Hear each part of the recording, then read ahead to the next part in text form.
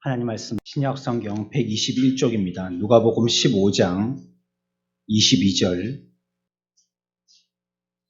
아버지는 종들에게 이르되 제일 좋은 옷을 내어다가 입히고 손에 가락지를 끼우고 발에 신을 신기라.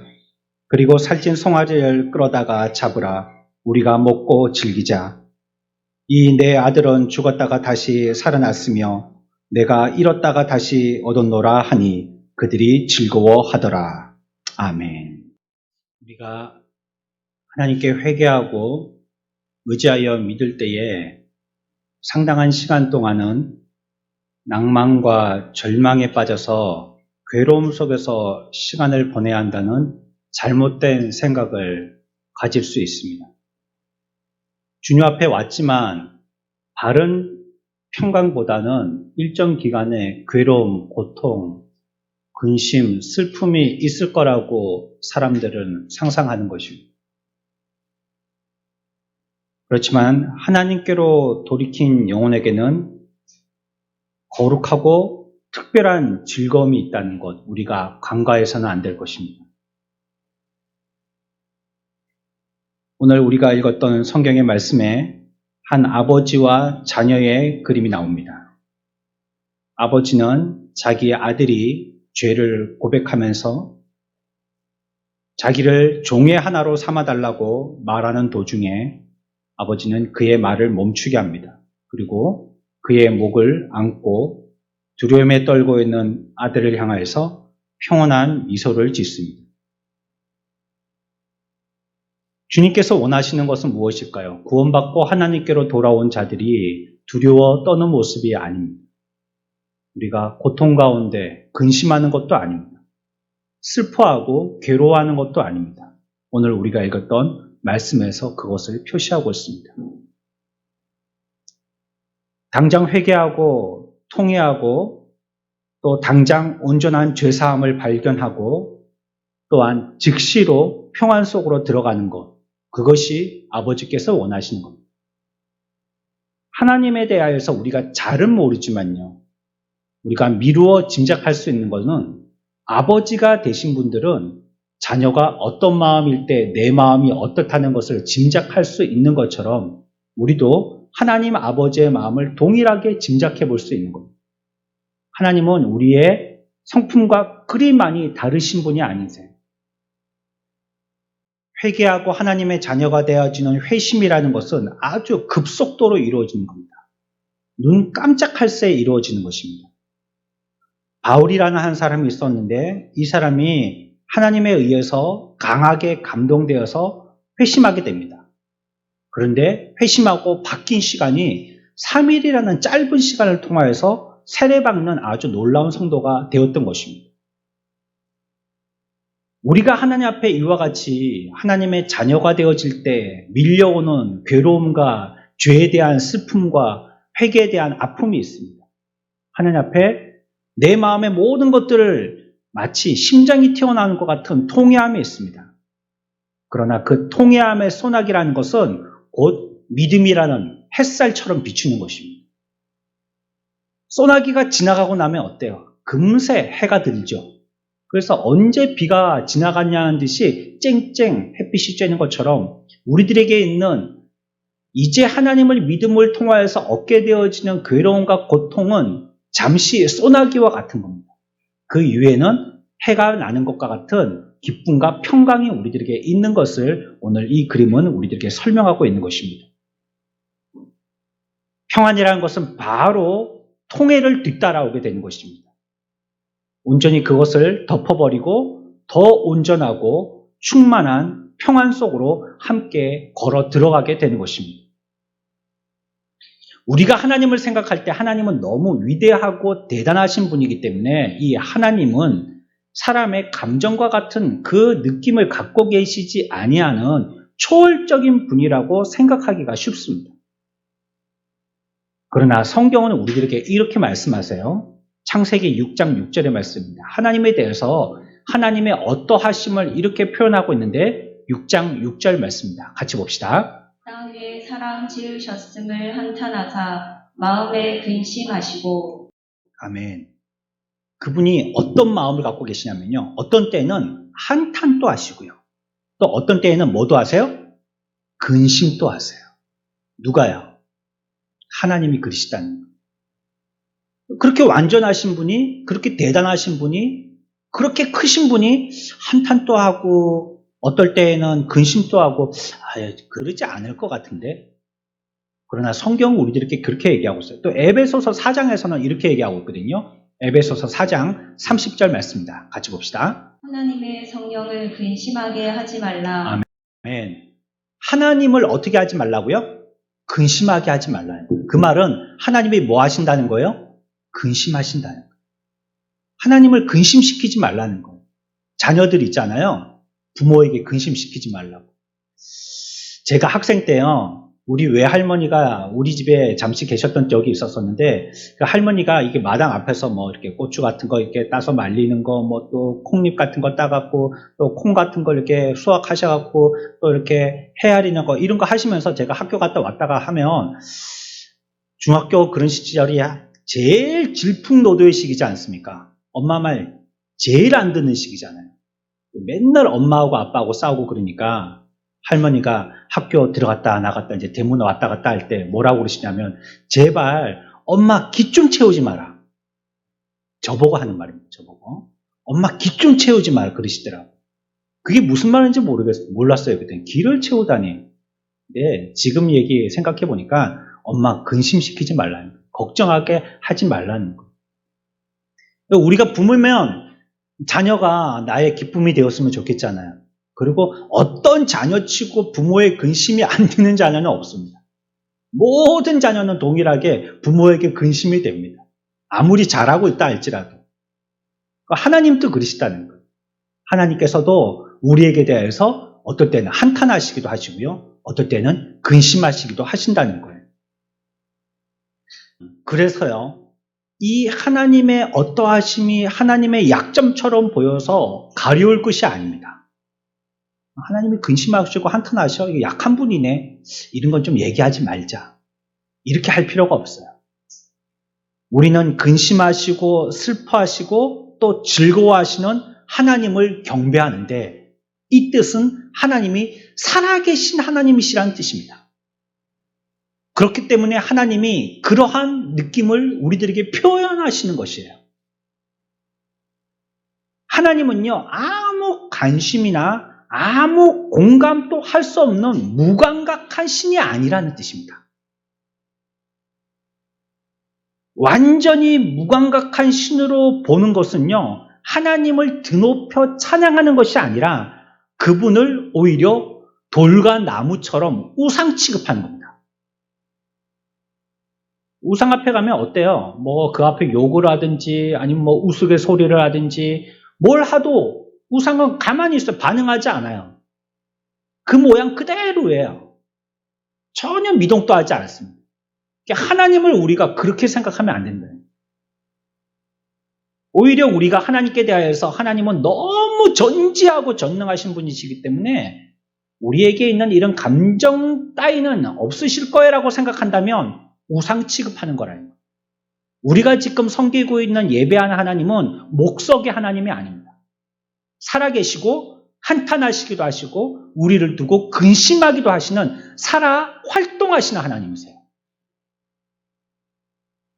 그래서 우리는요, 하나님의 어떠한 면을 발견하게 되냐면 하나님은 항상 생명과 함께 하신다는 것을 발견하게 되어집니다. 살아계신다는 것. 운동하시는 분이시라는 거. 가만히 계신 분이 아니시라는 거. 어린아이들을 보십시오. 어린아이들이 막 힘이 넘치니까 가만히 있지를 않습니다. 발부둥을 칩니다. 가만히 좀 있으라 하는 것은 그들에게 가장 곤욕스러운 거예요. 이제 나이가 들고 어른이 되면 움직이는 게 힘들죠. 이제는 에너지가 점점 떨어져서 그렇죠. 그러나 어린아이들은 에너지가 막 너무나 넘쳐나서요. 가만히 있지를 않아요. 한여름에도 땀을 뻘뻘 흘리고 얼굴이 새카맣게 타더라도 밖에 나가서 뭐 축구하고 운동하고 고무줄 뛰기 하고 놀아야 되는 거예요. 우리 하나님에게서도요, 그러한 왕성한 생명력을 발견하게 되는 거예요. 인간하고 하나님을 조금 비교해 봐야 돼요. 인간은요, 그냥 아무렇게나 만들어지지 않고 창세기에 보면 하나님의 형상대로 지음받았다고 2장에서 얘기하고 있습니다. 하나님의 형상대로 만들어졌대요. 그래서 우리가 이 인간이 만들어진 모든 피조물들 가운데서 가장 하나님을 닮았습니다. 그렇지만 우리 인간들은 하나님과 유사한 면들이 많지만 우리가 하나님이 아니라는 것은 기억해야 돼요. 많은 부분에서 하나님과 같은 비슷한 일들을 하기도 해요. 어떨 때에는 창조적이다 할 만한 일들을 이루어내기도 해요. 그러나 인간은 하나님의 피조물이고 지으신 형상대로의 존재라는 것을 기억해야 된다는 거예요. 그리고 그 지으신 분에 대해서는 항상 경외감을 가져야 돼요. 인간들은 죄를 지어서요, 하나님이 우리들에게 넣어주셨던 하나님의 형상에 대해서 많은 부분들이 왜곡되었습니다. 또한 하나님의 위대하시고 영광스러우심이 이 피조물에 완전하게 투영된다는 것은 불가능하게 되었습니다. 하나님은 너무 완전하시기 때문에 마치 요만한 지갑에 사람이 들어가려고 하는 것처럼 또 불가능하잖아요. 요만한 공간에 우리 사람이 어떻게 들어가겠어요? 그게 불가능하듯이 우리에게 모든, 그리고 하나님이 지으신, 하나님의 지음받은 만물, 피조물에 하나님의 형상이 그대로 다 나타난다는 것은 불가능한 거예요. 이 속성은요, 오직 하나님만 갖고 계시기 때문에 그래요. 그렇기 때문에 우리가 하나님의 어떤 감정적인 부분, 느낌적인 부분이 있다 할지라도 우리와 비슷한 면이 있지만 그것을 하나님이라고 오해하거나 착각하지는 말아야 되고, 하나님에 대한 그러한 부분들은 우리와 조금 구분하여서 거룩하게 볼 줄 아는 눈이 있어야 된다는 것입니다. 아유, 한탄하시고 어떨 때는 그런 것들을 보고 막 근심하시기도 하시니까 막 우리나 똑같네, 나나 똑같네, 이렇게 경솔한 태도로 가져서는 안 된다는 거. 그거는 우리에게 있는 이러한 것은 죄 때문에 잘못된 그러한 감정들이 많아요. 왜곡된 감정들이 많아요. 사랑도 온전한 사랑이 안 된 경우들이 너무 많아요. 좋아하는 것도 자기의 이익을 위한 아주 이기적인 좋음, 이런 것들을 가지는 경우들이 너무 많아요. 그래서 우리가 비슷한 감정을 갖고 있다 할지라도 구분 지을 필요가 있다는 것을 우리가 기억해야겠습니다. 성경에는 하나님께서 자기 백성들로 인해서 또한 기뻐하심을 강조하고 있거든요. 얼마나 기뻐하시냐면 한탄과 근심과 함께 기뻐하심도 표현하고 있어요. 시편 104편의 31절의 말씀입니다. 우리를 보고 얼마나 기뻐하시는지 우리 같이 한번 읽겠습니다. 여호와의 영광이 영원히 계속할지며 여호와는 자신께서 행하시는 일들로 말미암아 즐거워하시리로다. 아멘. 하나님은 즐거워하신다는 거, 즐거워하는 것도 있으시다는 거예요. 미가 7장 18절 말씀입니다. 같이 봅시다. 주와 같은 신이 어디 있으리까? 주께서는 죄악과 그 기업에 남은 자의 허물을 사유하시며 이내를 기뻐하심으로. 아멘. 하나님께서 만약에 이러한 것이 없으시다면, 기뻐하심이 없으신 분이라면 우리들은 얼마나 난감하겠어요. 하나님 앞에 어떻게 하든지 하나님은 기뻐하시지 않는 거예요. 이게 참 답답하죠. 감정이 소통되지 아니하면요, 대화가 안 되고요. 그러면 가까이 갈 수가 없어요. 뭔지 감정이 소통돼야 돼요. 동감돼야 돼요. 슬프면 같이 슬프고 기쁘면 같이 기쁘고 해야 돼요. 근데 나는 슬픈데 저 사람은 기뻐요. 그러면 그 사람은 친구가 될 수 없어요. 저 사람이 좋은데 나는 그게 별로 안 좋아요. 그러면 같이 대화가 안 되는 거예요. 마찬가지예요. 우리들에게도 우리가 가지고 있는 기쁨과 같은 하나님의 기뻐하심을 갖고 계신다는 것은 우리들은 하나님께 다가가서 그분을 찬양하고 경배할 수 있는 좋은 관계가 됐다는 거예요. 여기에 대해서요, 스바냐 선지자가 가장 이 즐거움에 대해서 강하게 표현하고 있는데 이렇게 표현합니다. 스바냐 3장입니다. 같이 읽읍시다. 너의 하나님 여호와가 너의 가운데 계시니 그는 구원을 베푸실 전능자이시라. 그가 너로 말미암아 기쁨을 이기지 못하시며 너를 잠잠히 사랑하시며 너로 말미암아 즐거이 부르며 기뻐하시리라 하리라. 아멘. 이 누구 때문에 그렇다는 거예요? 누구 때문에요? 너로 말미암아. 저와 여러분들 때문에 기뻐하신다. 내가 보기에는 별 볼 일 없고 쥐구멍에서 맨날 숨어서 고개도 못 들고 그늘 가운데 살 존재인 것 같지만 하나님이 나를 보실 때는요, 날 보고 기뻐하신다는 거예요. 근데 그 기쁨이 얼마나 하냐면 주체하지 못할 만큼이나 기쁜다. 나를 보면. 여러분들의 첫 아이를 만났을 때 그랬습니까? 너무 기쁘죠? 이 아이가. 그렇죠? 뒤에 가서는 뭐 쏙새기고 그럴 망정이라도 지금 당장 아이를 낳아가지고 보았을 때는 너무 예쁘고 정말로 천사 같지 않습니까? 하나님이 우리를 보실 때 그러신다는 거. 기뻐서 어쩔 줄을 모르신다는 거. 그리고요, 하나님은 우리에게 대해서 기뻐하시면서요, 그걸 알기를 원하세요. 내가 너로 인하여서 기뻐한다는 거 너희들이 알았으면 좋겠다라는 거. 다른 모든 것들보다도 너로 인하여서 나의 기쁨의 주제는 너다 하는 것을 하나님이 알기를 원하신다는 것. 저와 여러분들을 보고 기뻐하시는 하나님이심을 믿으시기 바랍니다. 하나님은 우리가 뭐 안 해도요, 대단한 일로 공로를 세우지 않더라도 나로 인하여 기뻐하신다. 그게 성경의 스바냐의 고백입니다. 뭐 내가 뭐 큰 걸 해서 뭐 내가 집을 사서 뭐 내가 뭐 크게 뭘 투자를 해가지고 큰 성공을 해서 이름을 드러내서 뭐 어디 좋은 대학 들어가서 그래서 기뻐하시는 게 아니고요. 나의 존재 자체를 기뻐하신다. 그걸 보고 하나님 기뻐하신다는 겁니다. 꼼보 째보 상관없습니다. 내 존재 자체가 하나님을 기뻐하시는 거예요. 회개하고 돌이킨 죄인들로 인하여서 즐거워하신다는 이 표현은요, 그저 비유로 끝나는 것이 아니고 실제적인 기쁨을 말씀하시는 거예요. 정말로 그렇다는 거예요. 즐거움을 표현하는 방법들은 여러 가지가 있습니다. 여러분들이 즐거울 때는 어떻게 하세요? 네? 여러분들이 즐거울 때는 뭐 하세요? 네, 즐거울 때는 뭐 먹는 사람들도 있고, 야, 우리 잔치하자, 막 기분 좋다, 오늘 한 통 내라 해서 뭐 어디 가서 먹는 사람들도 있고, 또 어떻게 하죠? 이제 봄, 가을로 이렇게 뭐 꽃도 좋고 단풍도 나중에 좋고 그러면은 막 버스 타고 가면서 간에서 뭐 해요? 모른 척 하지 마시고 뭐 하세요?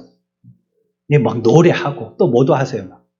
막 춤도 추고 그렇죠? 예, 그렇게 하잖아요. 그러니까 그게 우리의 뭐 하는 방법이에요? 기쁨의 표현 방법이에요. 뛰어다니고 막 노래 부르고 춤추고 아이들은 뭐 자기가 좋아하는 크리스마스 선물 한 개 받으면 막 천장이 뚫어지라고 팔딱팔딱 뛰죠. 그렇죠? 팔딱팔딱 뛰잖아요. 그게 우리의 즐거움의 방법입니다. 옛날 로마 군인들은요, 전쟁에서 승리해서 자축할 때요, 전리품들을 취해가지고요, 승리의 개가를 부르면서 돌아오곤 했습니다. 노래를 부르면서 돌아왔어요. 얼마나 즐거웠든지. 죽을 뻔했던 고비에서 이기고 돌아왔으니까, 또 살아서 돌아왔으니까 얼마나 기쁘겠어요. 그리고 못 볼 줄 알았던 가족들이 개성문 앞에서 막 환호하면서 막 꽃가루를 던질 때 얼마나 막 벅차겠어요. 뭐가 해냈다는, 나라를 지켰다는, 우리 가족을 지켰다는, 내가 살아 돌아왔다는, 전쟁에서 내 임무를 완수하고 승리했다는 기쁨에 취해가지고 노래를 부르면서 오는 거예요. 또 사납고 거친 로마인들은요, 기쁨을 표시하는 방법을 어떻게 했냐면요, 콜로세움이라는 원형 경기장에 많은 사람들이 모여가지고요, 축제일이 되어지면 자기의 동료들이 끌려와가지고 도살되는 것을 보면서 악랄하게 즐겼습니다. 사람들이 죽는 걸 보고 즐겼다는 거예요. 글래디에이터 영화에 나오죠. 검투사들. 그렇죠? 막 서로 죽이는데 관중들은 환호해요. 그리고 나중에 마지막 검이 상대편 목을 겨눌 때 관중들은 어떻게 하죠? 전부 다 이렇게 죽이라고. 죽이면 좋아하는 거예요. 그게 잔인한 로마 백성들의 즐거움의 표현입니다. 잔혹함이 바로 그 쇳덩이 같은 마음의 쾌락의 표현 방식인 것입니다. 우리 같은 죄에 빠져있는 탐욕에 있는 사람들이 기쁨의 표현을 나타낼 때 어떻게 하겠습니까? 저와 여러분들이 죄로 물들어서 시뻘건 자와 같은 자들이 되어 있는데 이런 자들이 기쁨을 표현할 때 과연 어떻게 하겠어요? 하나님께 경배하고 무릎 꿇고 감사하겠어요? 우리에게는 하나님의 형상을 지어서 그와 비슷한 성품을 갖고 있는데 죄로 왜곡되어 있는 우리들은 결코 그렇게 하지 않는다는 거예요. 우리의 기쁨의 방식은 철저하게 죄에 물들어 있는 방식이지 하나님과 같이 하지 않는다는 거예요. 사람 죽이라 하든지 잔인하게 하든지 몸을 해하게 하든지 뭐 다른 사람들이 어떻게 되든지 간에 교한다는 것이 술잔을 들고요, 흥건하게 취해가지고요, 기쁨을 절절하게 표현하는 것입니다. 사람들 앞에서 추함을 보여가면서 고래고래 소리를 지르고 세상 노래를 부르는 것입니다. 그게 겨우 우리가 기쁨을 표현하는 방식이에요. 어쩔 때는 어쩔 줄을 몰라가지고 정말 표현의 방법에 대해서 익숙하지를 못하니까요, 기쁜데도 그 앞에서 쭈르륵 눈물이 흐를 때가 있어요. 어떻게 해야 될지를 몰라가지고. 그런다면 하나님은 어떻게 하실까요? 하나님의 기쁨의 표현 방식은 어떨까요? 그분은 선하시고 사랑의 하나님이시거든요. 그 하나님이 자기의 기쁨을 표현하실 때는요, 자비와 사랑으로서 표현하세요. 하나님은 자기가 기쁘다는 걸 갖다가 막 술을 먹는다든지 춤을 춘다든지 운다든지 그렇게 하지 않으시고요, 우리들에게 어떻게 하시면 자비를 나타내시고 사랑과 은혜를 베푸신다는 거예요. 그게 하나님의 기쁨의 방식입니다. 뒤에 가서 설명을 하겠지만 하나님의 속성이라는 게 있어요. 하나님은 어떤 분이신가 하는 거예요. 어떤 성품을 가지셨는가 하는 거예요. 이것이 그분의 표현 방식입니다. 하나님의 속성이요, 하나님의 기뻐하심을 나타내는 태도와 모양이에요. 오늘 비유에 나타난 아버지는 어땠어요? 우리 성경을 볼까요? 22절 봅시다. 종들에게 일러줍니다. 종들에게. 23절까지 두 절 같이 읽습니다. 시작. 아버지는 종들에게 이르되 제일 좋은 옷을 내어다가 입히고 손에 가락지를 끼우고 발에 신을 신기라. 그리고 살찐 송아지를 끌어다가 잡으라. 우리가 먹고 즐기자. 예, 이게 아버지가 돌아온 아들에게 표현한 기쁨의 표현 방법이에요. 어떻게 했어요? 잔치를 연 거예요. 잔치를 열어서 그때 제일 좋은 옷 입혀주고, 또 가락지는 뭐죠? 반지. 요즘에는 가락지하고 반지하고 차이가 있나요? 제가 지금 물어보려고 하다가 못 물어봤는데. 가락지는 모르겠어요. 옥으로 이만한 것만 이런 가락지라고 하는지 모르겠는데, 하여튼 반지를 얘기하는 거죠. 반지도 끼우고, 또 어떻게 해요? 신발, 새신 신기고, 그리고 모든 사람들을 불러갖고 잔치를 합니다. 아버지는요, 집 나간 아들에 대해서 완전히 용서했다는 것을 이와 같은 기쁨으로 표현하는 겁니다.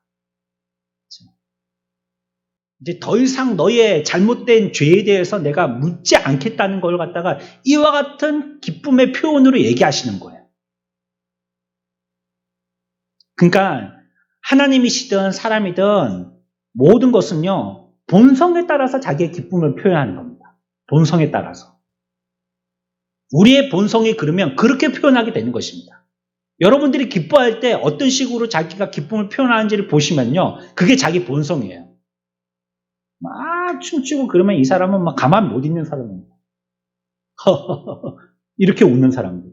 너무 좋아도 맨날 허허허가 끝이에요. 그 사람 본성입니다, 그냥. 야, 막 내가 한턱 낼게 하고 막 기분 내는 사람들. 그게 그 사람의 본성이에요. 본성대로 기쁨을 표현하는 건데, 오늘 아버지는 이 아들을 갖다가 용서했다는 걸 갖다가 이 잔치로 표현해 버리는 거예요. 다 용서했어. 근데 더 이상 묻지 않겠어. 너 슬퍼할 필요 없어.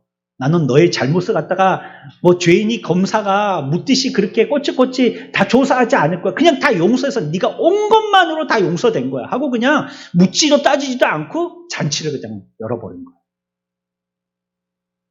하나님의 본성은 우리의 본성과는 비교할 수 없을 정도로 인격과 품성이 높고 빼어나세요. 그래서 그분의 기쁨의 표현 방식은요, 가장 높은 표현의 방식을 우리들에게 나타내 주시는 거예요. 앞에서도 말씀드렸지만요, 차이는 있지만요, 비슷한 점도 있습니다. 그러니 어느 때에는 우리의 어떠함을 가지고 하나님의 어떠하심을 짐작해 보는 것도 도움이 돼요. 자, 그러면요, 우리와 하나님의 표현의 방식이 어떤지 비슷한 우리의 점을 살펴서요, 하나님의 표현의 방식에 성경에 기록된 대로 한번 찾아봅시다. 우리가 그러니까요, 하나님도 그러하실 거라는 것을 성경을 통해서 찾아보자는 거예요. 첫 번째는요, 기쁨의 표현의 방식을, 기쁠 때는 사람들은 어떻게 하냐면, 첫 번째, 관대해집니다. 어떻게 된다고요? 뭐 할 때요?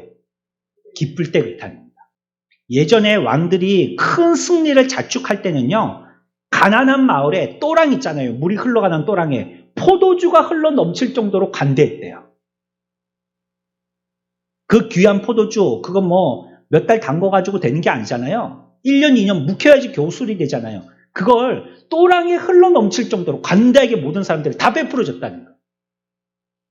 그리고 거리에는 식탁이 차려져 있고요. 길거리에요. 아무나 지나가면서 먹으라는 거예요. 그리고 영주와 시장과 부시장의 집 문은 활짝 열어놨었어요. 누구든지 오라는 거, 접대하는 거죠. 모든 사람들이 마음껏 배불리 먹을 수 있게 했었습니다. 우리가 결혼식 때도 어떻게 하죠? 하객들이 오시잖아요. 요즘엔 코로나 때문에 많이 가지도 못하지만 예전에는 어땠어요? 하객들이 오면 축하하고는 뭐 합니까? 결혼식장 축하하고는 뭐 해요? 뭐예요? 바로 집에 안 가고 뭐 합니까? 식사하러 가잖아요. 식사하러. 뭐 물론 결혼식 전에 배가 고파서 바로 식당으로 가는 사람도 있더라고요. 결혼식이 하는 거고 뭐 내가 본다고 하고 뭐 안 본다고 안 하나 싶어서 바로 그냥 쿠폰 받아가지고 식당으로 바로 가시는 분이 있던데, 그러나 대부분의 사람들은 그 예식을 보고 이제 밥 먹으러 내려가죠. 그게 뭐예요? 오늘 기쁨의 잔치날이니까 와서 드시라는 거예요. 드시라는 거예요. 마음껏 드시라는 거죠. 잔치가 배설되면요, 주인은요 관대해져요. 마음껏 먹으라는 걸 돈이 신경 쓰든지 뭐 하지 말고 와서 마음껏들 축하하시고 마음껏들 드리고 가시라는 거예요. 비유 속에서도요, 아버지가 나오는데 위대한 아버지의 사랑이 표현되어 있습니다. 최상의 관대함을 보여주죠. 어떻게 했죠? 좋은 옷, 가락지, 신, 살찐 송아지, 그리고 23절에 보면 우리가 먹고 즐기자 하는 말들로 사람들과 환대한다는 거예요. 다 와서 먹으라는 겁니다. 우리끼리만 먹고 말 것이 아니라는 거예요. 하나님의 손으로부터 내려오는 모든 선물의 관대함이 너무나도 크기 때문에 우리는 고백할 말이 이런 말밖에 없어요. 미가서 7장 18절에서는 뭐라고 했냐면요, 주와 같은 신이 어디 있으리까, 이렇게 고백하고 있습니다. 이 관대함 앞에 인간들이 할 수 있는 표현의 최상입니다. 하나님같이 우리들을 대접해 주시는 분이 어디 있습니까? 이 말입니다. 낮고 천한 이 죄인을 하나님처럼 이렇게 우리들을 베풀어 주시고 관대하게 그 선물을 주시고 또 잔치에 참여하게 해 주시는 분이 어디 계십니까? 이렇게 얘기한다는 거예요. 우리들은 우리의 바쁜 걸음을 잠시 멈추고요, 죄인을 향하신 하나님의 관대하심에 대해서 묵상해 봐야 됩니다.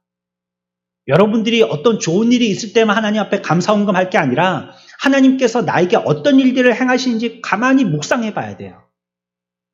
내게 어떤 좋은 것들을 오늘도 베풀어 주시고 그걸 주시는 걸 나보다도 하나님이 더 좋아하시는지 그거에 대해서 우리가 묵상해 봐야 된다는 거예요. 그분께서는 우리에게 성령을 베풀어 주시고요. 성령을 뭐로 주신다고 했어요? 성령을 기프트로 주신다는 거예요. 뭐로요? 선물로 주십니다. 선물로. 아니, 여러분들 선물 싫으세요? 선물 좋잖아요. 근데 하나님은 최상의 선물 뭐로 주신다고요? 성령을 선물로 주신다는 거예요. 또 우리를 살려주시고 소생시키시고 위로하시고 또 우리들에게는 알지 못하는 자들은 눈이 감겨 있는 것 같지만 우리들에게는 계시로서 보여주신다는 거예요. 그게 뭡니까? 러브레터, 성경입니다. 하나님의 계시. 이 보여주시는 거예요. 우리를 정결케 하시고 힘주시고 인도하시고 또 그분이 주변에 낮에 밤에 해와 달이 상하지 못하도록 보호해 주신다는 거예요. 그분에게 돌아오는 죄인들에게 능력의 증거들을 아낌없이 베푸시고요, 인간의 구원으로 인하여서 그분은 또 즐거워하시고 기뻐하신다라고 성경은 얘기하고 있습니다. 22절에 보면요, 제일 좋은 옷을 내어다가 입히고 라고 얘기하고 있죠. 여보세요. 여기 좀 보시죠. 이 제일 좋은 옷을 내어다가 입히고 이렇게 했죠. 언제 샀습니까? 아버지가 언제 이마트 가서 사왔냔 말이에요, 이거. 언제 롯데백화점 가서 사왔냔 말이에요. 이 표현은요, 아버지는 그 순간을 위해서 미리 준비했다는 걸 얘기하고 있어요. 지금 사와서 입혔다는 게 아니에요. 아들이 돌아올 걸 믿고요. 언젠가는 아들을 돌아올 거야. 내 아들 돌아올 거야. 돌아가시기도 전에 유산 달라 해가지고 부모 죽은 취급하는 거 아니에요? 돌아가시기 전에 유산 달라고 하는 거는 그거 가지고 다른 나라 가갖고 다 탕진해 먹고 빈털털이 완전 생거지가 돼가지고 왔는데 아들이 그래도 그 아들이 돌아올 거라는 걸 아버지는 믿고 뭐 하고 있었다고요? 준비하고 있었다는 거예요. 준비. 그 옷을 내어다가 입혔다는 걸 보니까 아버지는 우리보다도 더 믿음이 좋으신 분이에요. 돌아올 걸 믿으셨다는 거예요. 그리고 그걸 잘 간수해 두셨어요. 준비하고. 특별한 경우에 이 아들이 돌아왔을 때만 주려고 한 번 또 뚜껑도 열었지 않은 상자에 고이 담아서 준비하고 있으셨다는 거예요. 그런데 오늘 그 선물을 열어서 아들에게 입힐 날이 된 거예요. 얼마나 기분 좋겠습니까? 선물의 기쁨이라는 게 그런 거 아니겠어요? 딱 전달해 줄 때. 그렇죠? 막 설레고요. 막 고민도 많이 되죠. 막 요즘에는 편하게 하려고 막 상품권으로 하기도 하고 하지만 그 물건을 살 때요. 아, 이거 좋아하실까? 이거 싫어할까? 내 나름대로 기쁨이잖아요. 고르는 기쁨. 이 맛있게 드실까? 이거 막 즐거워하실까? 막 그거 보고 막 좋으실 거 생각하니까 막 내가 사면서 기쁘고 그러잖아요. 그러다가 딱 전달되는 순간에. 그렇죠? 여러분들 결혼하시기 전에 이벤트 같은 거 해보셨죠? 트렁크에 탁 열리면서 풍선 팍 날아가고 이거 드라마에서 나오는 얘기입니다. 현실에서는 잘 없습니다. 막 그런 거 있잖아요. 그렇죠? 그럴 때 딱 보면 어때요? 막 좋아가지고 막 그런 거 있잖아요. 오래돼가지고 잘 모르겠습니다. 이런 거 있잖아요. 그럴 때 막 준비할 때의 기쁨 그리고 그것을 상대방이 보고 반응하는 걸 보는 기쁨 아버지가 그러셨다. 돌아올 거야. 그런데 그걸 준비하셨다가 오늘 딱 내놨는데 이 아이에게 딱 입힐 때 아버지는 얼마나 감격스러우셨겠어요. 그래서 아들에게는요, 막 보통이 아닌 거예요. 옷도 보통이 아니고 어떤 옷을 입히라고요? 보세요. 어떤 옷을 입혀요? 22절에? 제일 좋은 옷을 입히라는 거예요. 제일 좋은 옷. 네? 내가 이거 백화점 중에서는 롯데백화점이 제일 좋겠죠. 그렇죠? 선전하는 건 아니지만 롯데백화점에서 최고 좋은 옷을 사갖고 준비했다는 거예요. 명품 코너였어. 막 사가지고 준비했는데 이거 그거 입히라는 거예요. 이거. 또한 잔치를 위해서 고기가 필요했어요. 보세요. 23절에 뭘 데리고 와요? 송아지 데리고. 여기도 표현 보니까 이제 눈에 들어오시는 표현이 있죠. 송아지는 송아지인데 어떤 송아지요? 아무 송아지 아니라는 거예요. 예?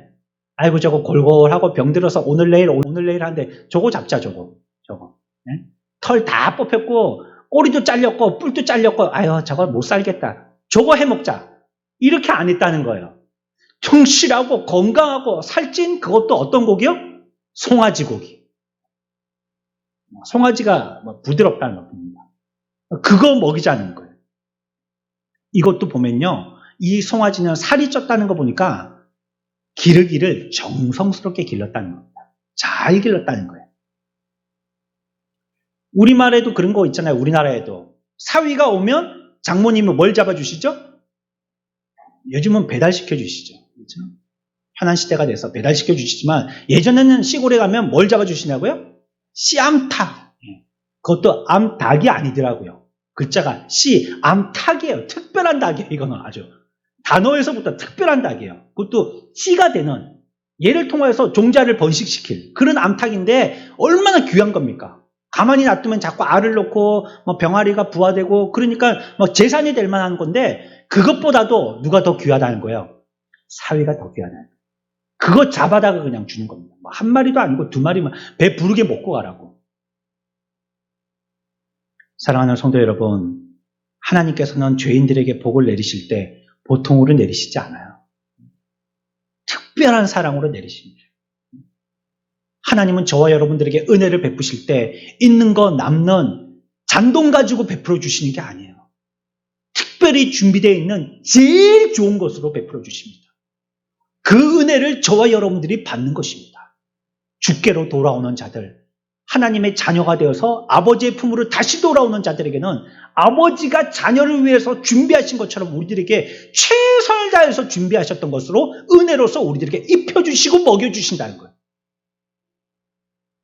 어땠습니까? 하나님이 최선의 걸 뭘 주셨어요? 우리는 비록 새 옷은 받지는 못했고요. 비록 살찐 송아지는 먹지 못했지만 그보다 더 귀한 하나님의 아들이신 예수 그리스도를 우리들에게 잡아 죽이셨다는 거예요. 송아지가 죽은 게 아니고요. 하나님의 아들이 죽으셨다는 거예요. 그리고 우리들에게 성령을 내어주시고 가장 좋은 것 가운데서도 가장 좋은 것을 선택해서 우리들에게 주신 것입니다. 좋은 것 가운데서도 좋은 것을 선택해 주셨다는 것이에요. 죄인들이 하나님께 나오면 하늘이 줄 수 있는 최상의 것으로서 그에게 베풀어 주십니다. 자기를 찾는 자들에게 결코 보잘것없고 벌어진 것들 주시지 않아요. 오히려 넘쳐 흐르는 무조건적이고 한없는 사랑으로 가장 풍성한 은혜를 우리들에게 주시는 것입니다. 그래서요, 우리가 주님의 환대를 맛보면 알아요.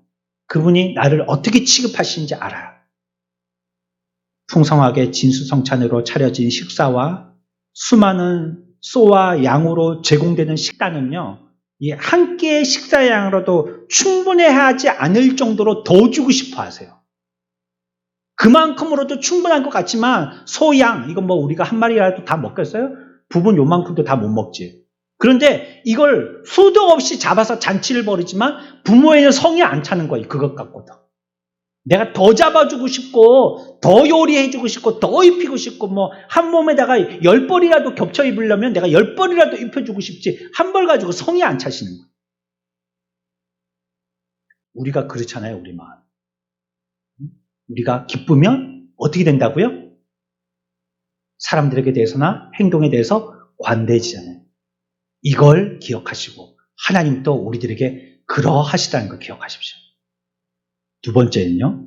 우리가 무엇인가 기뻐지면요. 기쁨의 대상에 대해서 집중하게 되어 있습니다. 기뻐지면. 내 기쁨의 대상에게 뭐 한다고요? 집중합니다. 그게 기쁨의 표현 방식입니다. 기뻐한다고 하면서 아 그래? 하고 싹 고개 돌리면요. 그거 건성이에요. 가죽만 기뻐하는 거예요. 속은 기뻐하는 게 아니에요. 정말로 기뻐하면요. 거기에 집중하게 되어 있습니다. 마음속에 기쁨이 생기면 모든 아픔 같은 건 다 사라지게 돼요. 아이를 낳아보신 분들은 아시잖아요. 아이 낳을 때 얼마나 힘들고 고통스럽습니까? 죽을 고비를 넘기죠. 하지만 아기를 처음 낳아서 그 아이를 자기의 가슴에 딱 품었을 때, 가슴에 딱 올려넣었을 때 출산의 지금까지의 고통은 바로 직전에 있었던 고통인데 물 씻듯이 싹 사라집니다.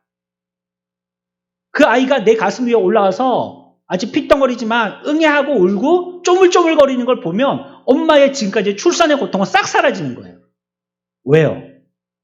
엄마의 기쁨이 고통에 집중되는 게 아니고 아이에게 집중되기 때문에 그래요. 그러니까 고통스러워하지 않는 거예요. 다윗은 하나님의 언약궤가 다시 돌아온다는 사실이 너무 기뻐서요. 왕의 위험 있는 옷을 던져버리고요. 자신의 위신이나 위험을 조금 더 개의치 않았어요. 미갈이 업신여겼거든요. 비웃었어요. 그렇지만 여호와 경외하는데 다윗은 집중했어요. 그게 너무 기뻐서. 속옷이 보이든지 말든지 별 상관이 없는 거예요. 그 기쁨이 너무 크기 때문이죠. 그러니까 자기가 어떻게 보일지는 안중에 없어요. 오로지 내가 하나님께만 집중하는 거예요. 내가 이렇게 못 사는데, 돈도 없는데, 초라한데, 교회 가면 사람들이 나를 어째 보겠노? 하나님이 계신다면 하나님이 나를 어째 보겠노? 그런 거 신경 안 쓰셔도 돼요. 하나님이 여러분들에게만 집중하시거든요. 여러분들이 하나님의 기쁨이시기 때문에. 그렇다면 여러분들도 하나님에게만 집중하면 됩니다. 그렇다고 우리가 아무렇게나 입고 오면 안 되겠지만 좋은 옷을 입고 오라는 게 아니에요. 깨끗한 옷만 입고 오면 됩니다. 막 일하다가 와서 아무렇게나 입고 오는 게 아니라 내가 입고 있는 것 중에서 좋은 것 말이죠. 아버지의 눈에는요. 아들만 보였어요. 그냥. 주인인데 아버지인데 삼촌인데 사장님인데 사람들이 나를 어떻게 볼까? 이거 신경 안 썼어요. 그냥 아버지는요. 아들만 보이는 거예요. 그 집안의 지금 잔치는 누구를 위한 잔치예요? 오직 아들만을 위한 잔치입니다. 이 아들만. 그리고 여기에 지금 배설되어 있는 음식은 전부 다 누구를 위한 음식이에요? 아들을 위한 음식이에요. 잃어버렸던 아들에 대한 생각뿐이고요. 다른 생각은요, 틈을 타고 들어올 수가 없어요. 잃어버린 아들, 죽은 아들, 다시 살아나고 다시 얻은 아들만이 아버지의 마음을 온통 독차지하고 집중하게 만들었다는 것입니다. 주에 있는 저와 여러분들, 하나님께서 우리를 어떻게 생각하고 집중하고 계십니까? 하나님은 우리를 어떻게 보고 계십니까? 우리는 죄 있고 우리들은 이와 같이 불공정과 불평의 투성이들이고 죄의 범벅이 되어진 자들이지만 진흙탕에 들어가서 뒹구는 돼지 같은 자들이지만 하나님은 우리들에게 대해서 어떤 시각으로 보세요? 예레미야 24장 6절의 말씀입니다. 하나님이 우리를 이렇게 보신다는 거예요. 같이 읽겠습니다. 내가 그들을 돌아보아 좋게 하여 다시 이 땅으로 인도하여 세우고 헐지 아니하며 심고 뽑지 아니하겠고. 아멘. 다시 이 땅으로 인도한다는 거예요. 하나님은요, 매정하신 분이 아니세요. 또 기회를 주세요. 이제는 끝이구나. 내가 이런 죄를 저질렀으니까 하나님에게는 절교구나, 단절이구나. 아니요. 하나님은 다시 이 땅으로 돌아오게 하신다는 거예요. 그리고도 우리들을 어떻게 해요? 돌아보아서 좋게 하고요. 또 어떻게 해요? 우리들을 넘어졌던 자들을 세워주고요. 또 그를 이제는 무너뜨리지 아니하시고 어떻게 한다고요? 심는다는 거예요. 뽑지 않고 심으신다는 거예요. 하나님께서는 항상 비참하고 공공한 자들을 생각하고 계세요. 그분의 눈은 항상 우리들을 향하여 있고요. 그분의 귀는 항상 우리들의 부르짖음에 귀 기울이고 계세요. 마치 온 우주에 이 세상에 아무도 인류가 없고 나 하나만 있는 것처럼 하나님은 내게 대해서 집중하시는 거예요. 그게 하나님의 기쁨의 표현 방법이세요. 그것이 하나님의 나를 대한 사랑의 표현 방법이세요. 아버지가 오늘 잃어버린 자식, 이 아들에게만 집중하시는 것처럼 저와 여러분들에게 집중하신다는 거예요. 구원에 초대된 여러분들을 위해서 주님은 섭리하시고 역사하시고 지금도 살아 계세요. 그래서 우리들에게 계속적으로 집중하고 계신다는 거 우리가 잊지 말았으면 좋겠어요. 우리를 위해서 영원하신 아들인 예수 그리스도를 십자가에 죽이시기까지 했어요. 지금 또 그분은 우리가 죽였지만 우리를 너무 사랑하신 나머지 부활하셔서 하나님 우편에 앉아 계세요. 그러면서 뭘 하시냐? 나를 위해서 쉬지 아니하고 기도하고 계세요. 나는 그분을 혹시 잊을 때도 있고 까먹을 때도 있고 정신이 빠져갖고 세상 일에 홀딱 홀렸을 때도 있지만 하나님은 끊임없이 졸지도 주무시지도 않고 나에게 집중하셔서 기도하신다는 거예요. 하나님께서는요, 만물을 창조하셨을 때도 이렇게뿐이 표현 안 하셨어요. 여러분 잘 아시죠? 창세기 1장 31절에 보면 뭐라고 말씀하셨냐면 하나님이 지으신 그 모든 것을 보시니 보시기에 심히 좋았더라. 끝. 그게 하나님이 세상의 피조 만물들을 만드신 표현이에요. 보니까 아 좋네. 끝이에요. 그냥 그게 끝이에요. 만물들을 만드신 걸 보고 그냥 좋다 하는 게 끝이에요. 그러나 은혜의 사역 속에 계신 그분께서는요. 침묵을 깨시고요. 구원받은 주의 백성들이 주께로 돌아왔을 때 이렇게 표현하신다는 거예요. 좋았더라 하고 끝나는 게 아니라는 거예요. 집중하시고 우리에게 관대함을 베풀어 주시고 은혜를 내려주시고 막 뛰어서 다윗처럼 춤을 추신다는 거예요. 그게 하나님의 기쁨의 표현 방식입니다. 세 번째는요. 또 사람이 기뻐하게 되어지면 어떻게 되죠? 여러분 기쁨이니까 어떻게 되든가요? 가만히 있지를 못해요. 사람이 기뻐하면요. 역동적이 되고요. 빨리 움직이게 됩니다. 앞에서 말했던 다윗이요. 여호와의 괴가 들어올 때 뭐 했다고요? 어디까지 왔느냐? 그래 성문에 들어왔느냐? 이러고 있었나요? 아니요. 버선발로 뛰쳐나가서 춤을 추고 난리가 났습니다. 가만히 못 앉아 있는 거예요. 마치 장례식장에 애도하듯이 그렇게 터벅터벅 걸어 내려갔을 리가 없습니다. 성경에 기록되어 있지 않지만 춤췄다는 걸 보니까 그렇게 됐을 리가 없어요. 저는 이전에 이 인근에 있는 김해 수로왕릉에 가보았습니다. 왕릉을 좀 좋아하는 것 같아요. 왕릉이든지 무슨 능이든지. 왜냐하면 거기는 이렇게 탁 트여 있잖아요. 그게 좀 좋은 것 같아요. 막 나무 같은 게 가려져 있지 않으니까. 그래서 어디 뭐 관광지에 가자 그러면은 우리 가족들은 또 무덤에 가냐고 이렇게 하는데 저는 그 분위기가 좋더라고요. 좀 이렇게 공원처럼 만들어져 있고 하니까. 그곳에 들어갈 때는요, 입구에서부터요, 경건해지고 엄숙해지는 저를 발견했습니다. 왕명이라 싶으니까. 괜히 옆에서 누가 지키면서 말하거나 안내해주는 사람이 없는데 내가 그 문을 딱 들어갈 때 그렇더라는 거예요.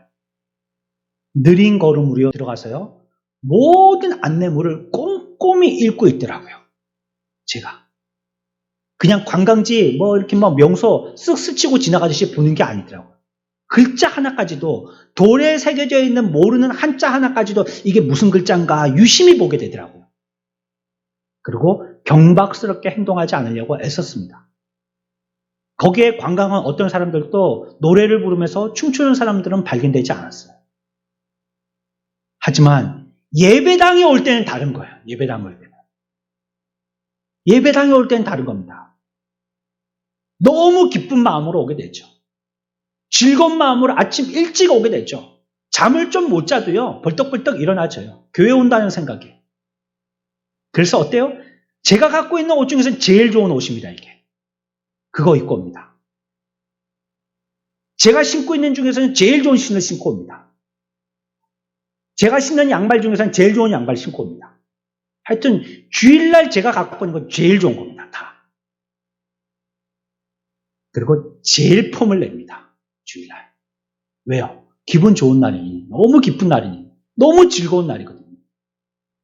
예배당을 결코 종교적인 무덤이나 감옥처럼 생각하고 오시면 안 돼요. 너무 기뻐서 와야 돼요. 물론 와서 막 춤을 추시고 막 벌떡벌떡 뛰면 안 되지만, 그러나 우리의 마음은 즐거워서 달가운 마음으로 와야지 푸주간에 잡혀가는 소처럼 끌려와서는 안 된다는 거예요. 사람들이 즐거워하면 분명히 그 사람은요, 동작을 크게 하고 가만히 있지 않습니다.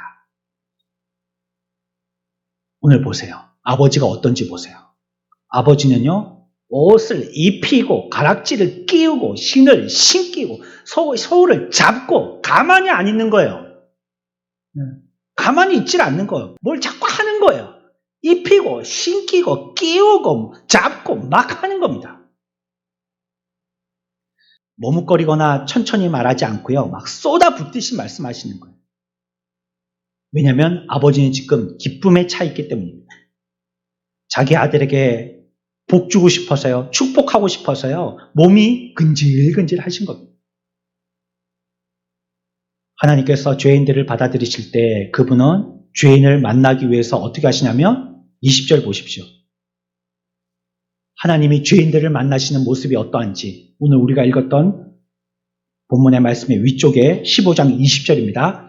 같이 읽습니다. 시작. 이에 일어나서 아버지께로 돌아가니라. 아직도 거리가 먼데 아버지가 그를 보고 측은히 여겨 달려가 목을 안고 입을 맞추니. 아멘. 아버지가 아들을 보았단 말이에요. 그 아들에 대한 기쁨이 얼마나 놀랍고 대단했던지 가만히 있는 게 아니고 어떻게 했어요? 여러분들 어떤 단어가 눈에 들어옵니까? 어떻게 했어요? 달려갔다는 게 달려갔어. 예? 저놈 나쁜 놈. 내 재산을 반을 뚝 떼어가서 그래 잘 먹고 잘 살겠다 해놓고 아이고 저 생끄지가 돼가지고 왔네. 끄지네 끄지. 그래 받아주긴 받아주는데 니도 고개 좀 속여라. 안 그러면 난 니 안 받아준다. 이렇게 뭐 자기 체면 처리한다든지 뭐 자기 자존심 세운다든지 이렇게 안 하셨다는 거예요. 어떻게 했어요? 달려갔다는 거예요. 아들한테. 아들은 용기가 없고 부끄럽고 죄송해서 터덜터덜 고개를 땅에 떨구고 질질 다리를 끌고 그래 걸어오고 있는데 아버지는 오히려 그 아들을 보고 달려갔다는 거예요. 목을 안고 입을 맞추고 있는 것입니다. 하나님께서 저와 여러분들 죄인을 맞이하실 때 그렇게 하신다는 겁니다. 저와 여러분들이 하나님께로 나올 때 하나님이 우리를 그렇게 맞이해 주신다는 거예요. 어떻게 맞이해 주세요? 달려와서 맞이해 주신다는 거예요. 달려와서. 목을 안고 입을 맞추고 자녀 삼으십니다. 자기의 은혜의 보물 창고를 열어서 모든 귀한 것들을 우리들에게 다 부어주시는 거예요. 마지막은요. 사람들이 기뻐하게 되면요. 입이 다물어지지 않습니다. 다시 얘기하면 침묵하지 않는다는 거예요. 사람이 기분이 좋으면. 예를 들어 봅시다. 여러분들의 아들이 서울대학에 합격했습니다. 서울대학에. 여러분들의 아들이 서울대학 합격했습니다. 여러분들이 어떻게 하겠어요? 일도 없는데 집 밖에 괜히 나갑니다. 집에 콩나물이 지금 2봉지나 있는데 또 콩나물집에 갑니다. 그 콩나물 아줌마가 말이 많았거든요. 예전에 자기 아들 자랑을 그렇게 했거든요. 그 콩나물집에 갑니다. 아직 2봉지나 있는데 가서 뭘 얘기합니까? 콩나물 2,000원치 사면서 뭘 얘기하죠? 우리 아들이 그런데 얘기 시작합니다. 입이 근질근질해서 말을 안 하고는 못 하겠는 거예요. 뭐 자랑하면 자기 아들 자랑, 우리 아들 서울대학에 합격했다고. 서울대학 뭐 아무데 가는 대학 아니가 그거 합격했다고 괜히 얘기하는 겁니다. 너무 좋은 일이 있으면요 입이 안 다물어지는 거예요. 말을 하고야 마는 거예요. 기쁨에 넘치는 사람은요 입을 다물고 있기란 거의 불가능합니다. 너무 행복해서 시키지 않은 말을 하고요 누구라도 붙잡고 얘기하려고 합니다. 오늘 성경에서도 말씀이 그러합니다. 24절 보십시오. 이 내 아들은 죽었다가 다시 살아났으며 내가 잃었다가 다시 얻었노라. 이렇게 말씀하고 있지 않습니까? 그렇죠? 이 말은 단순하고 간단한 표현이죠. 근데 여기에는요 좀 묘한 어떤 히브리의 문법이 표현되어 있어요. 시적인 표현인데요. 히브리인들은요 그들의 기쁨을 얘기할 때 이와 같이 대꾸나 반복으로서 표현을 나타냅니다. 대꾸나 반복으로서. 어떻게 대꾸가 되는지 보실까요? 이 내 아들은 어떻게 했다가 죽었다가 다시 살아났고 또 뒤에 또 나와요. 어떻게 해요? 잃었다가 얻었노라. 이거는 히브리인들의 기쁨의 표현의 방식입니다. 대꾸를 써요. 그리고 앞에서 한 번 하고 끝난 게 아니고 죽었다가로 끝난 게 아니고 잃었다가로 한 번 더 뭐 한다고요? 반복해요. 대꾸를 쓰고 반복하는 것은 히브리인들이 정말 기쁘다는 표시입니다. 그걸 시적으로 표현한 것이 24절이 돼요. 이게 어떤 묘사적인 표현이 아니고 기쁨의 그들의 화법이에요. 이렇게 얘기해요. 주님도 죄인들에 대해서 하는 기쁨을 성경 속에서 다양하게 또 여러 가지 비유를 통해서 말씀하십니다. 하나님께서는 자기의 기쁨을 표현하시기 위해서요. 이와 같이 24절에 시로 쓰시는 거예요.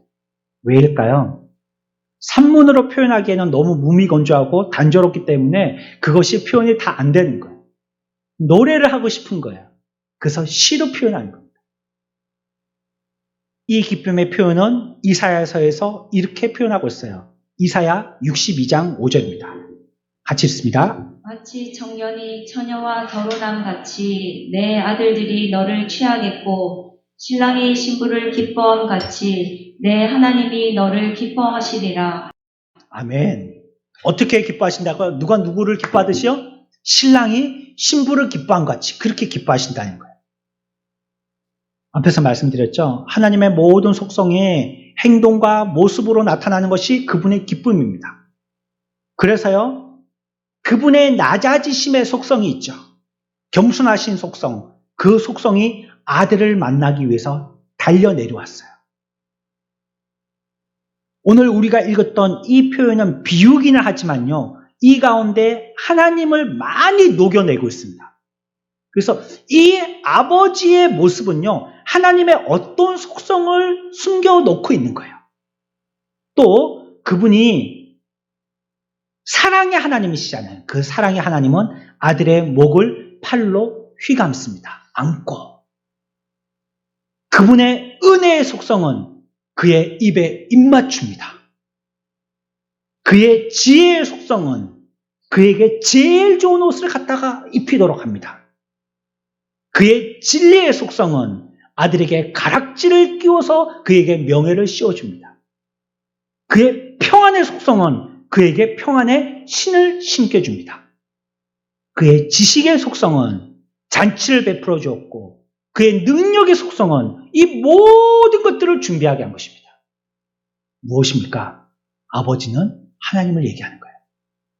하나님이 그러한 분이라는 것을, 그러한 속성을 이러한 표현으로 우리에게 말씀하시는 거예요.